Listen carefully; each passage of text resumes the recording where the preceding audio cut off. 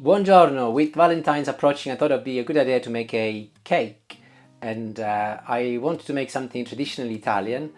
So I've been thinking about tiramisu, but also I want to make something which has got a touch of Sicily. So I thought I'll marry a tiramisu with some ricotta and effectively my own little invention. So let's get going and see how it goes. I made some espresso earlier with 4 capsules of coffee. This is decaffeinated coffee. It's now cold, so it's good to use. I'm going to add a splash of rum. So this is literally approximately 15 milliliters. And I'll put this on one side for now.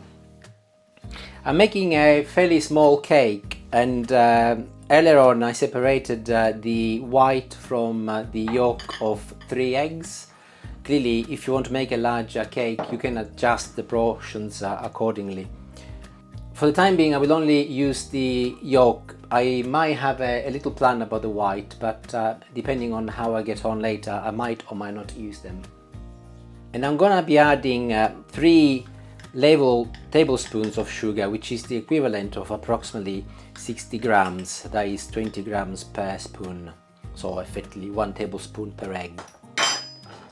I've put a pan with some water which is gently boiling away, and I will be placing my bowl on top of it and making sure that the bottom of the bowl does not touch the water, and start whisking.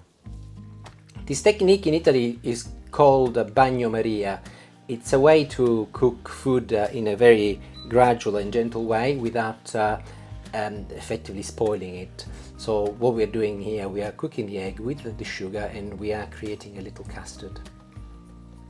And that is perfect. After a few minutes, 7 to 8 minutes, you can see that a lovely custard has been made, and I'm going to now remove it from the heat and let it cool down for a bit. In the meanwhile, I will be placing 250 grams of mascarpone cheese in a bowl, and I'm going to add another splash of rum, and I'm going to fold it together. Once your egg custard has cooled down a little, just add it as well. In Italian, by the way, this is called zabaione. You can choose to use an electric whisker if you like, but it is very easy to do with a little hand one as well. And this is so pretty, it'd be a shame not to use it. So there, the mascarpone has totally been dissolved with the rest of the custard, and we can put this on one side as well. So we have up until now dealt with the Italian side of the recipe, and I'm now going to be moving on to the Sicilian side of the recipe. I've got here 250 grams of ricotta, and I'm going to be putting it through a sieve, as this will make the ricotta considerably fluffier, and I will be doing it twice. Ricotta is quite bland in taste, and in Sicily they add icing sugar to make it sweeter. So I've got here 50 grams of icing sugar, which I'm going to add and mix it together. Next, I will be chopping some dark chocolate into little chocolate chips, and with the help of my knife I'm going to be cutting it into little pieces. There, I've left some pieces bigger than others so that there is a good combination. And with the help of my trusted knife, I added the ricotta. One final mix, and the ricotta is also ready. If it is a Valentine's cake, it's got to be in the shape of a heart. I do not have a 18 in the shape of a heart, so this morning I got a little creative, and I used some photographic paper, the shiny bit on the inside, and effectively I have taped it together and created the shape of a heart, and I've stuck it to this little tray, which will be the bottom of my cake. Let's see how it goes. Excellent, so we start putting together our cake. I've got some sponge fingers here, and I will be dipping them in my coffee and rum together. A very quick dip in and dip out. Do not carry too much liquid with you. And let's see how we get on. I'm going to break the biscuit to create a little corner there. Also, the shiny side on the inside helps because it will not absorb any of the water. I'm learning that the best way to do it is to cut them into little pieces. So I've done a couple of layers on the edge of the box to get me started, and I will now be filling the middle.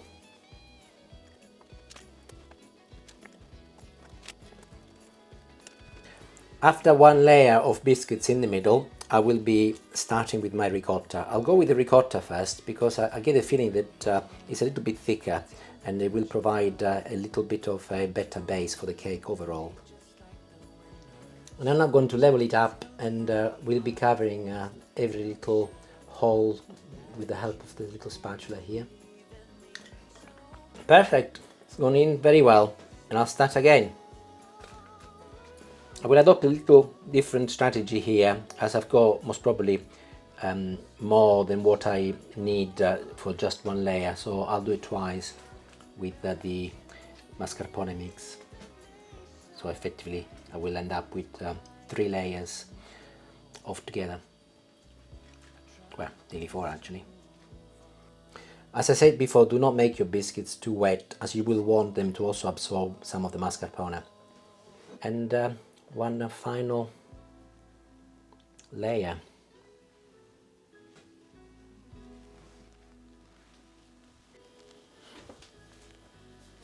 And before I go any further, I'll put a little plate on top of it, and I will be putting it in the fridge for the next 2 to 3 hours to set before we do anything else. In the meantime, I will be getting on with my next recipe, which is going to be a pancake cannelloni. And if you want to see how to make that, click on the little link up here, and I will be cracking on with that also for Valentine's. See you in a little while. Okay, so while the cake is setting in the fridge, I'll be making some glazing, some white glazing using the 3 egg whites from earlier, and ideal because they are at room temperature, which is what you want when you're making a white glazing. I've got some icing sugar and some lemon juice. You can also use fresh lemon juice. I do not have any lemon, so I'll use the one in the bottle, and a tablespoon.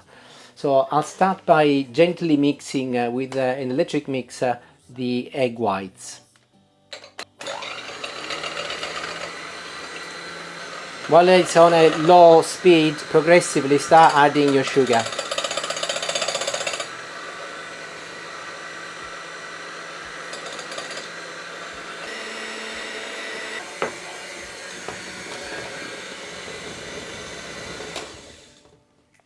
Once all of the sugar has been added, you can add 1 tablespoon of lemon juice and mix until it's ready.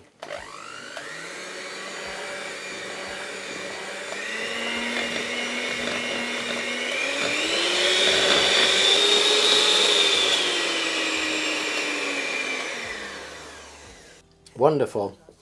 You should have a nice thick consistency, and the taste should be sweet and lemony, and it is. And back to our masterpiece. To ensure that it didn't play any tricks on me when I remove the cardboard, I've actually placed it for half an hour in the freezer, so that I can easily remove the paper without any problems. Hopefully. I'm gonna need some scissors. And very gently we remove the paper. We don't want to spoil it now. Give it a little wiggle up here. Perfect. So it's looking absolutely lovely, and we are now going to be doing some decoration. I'm going to show you the side where the lady fingers are, and here's the ricotta, and this is obviously all of the mascarpone cream. This is going to be a little bit messy, but don't worry. I will start by icing the side of the cake, and that will also stop any potential drips from the mascarpone coming through as well.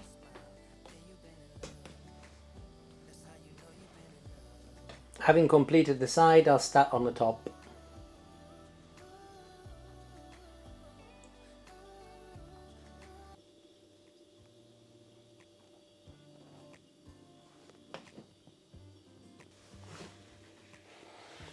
And there it is. I don't claim to be Picasso, but that's the best I can do. I will be sprinkling some hazelnuts which I grated earlier. This will give it a bit of a rustic look, and it will also be hiding any sort of sin, as well as tasting nice. Using your fingers, you can also do the sides.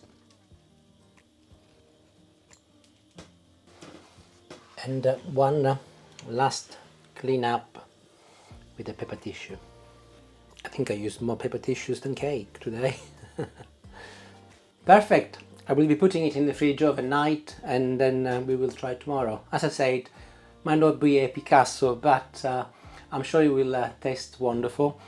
We'll find out tomorrow when Julie tries it. And more important, it's made with love. See you tomorrow. Bye. It's delicious. The job is done.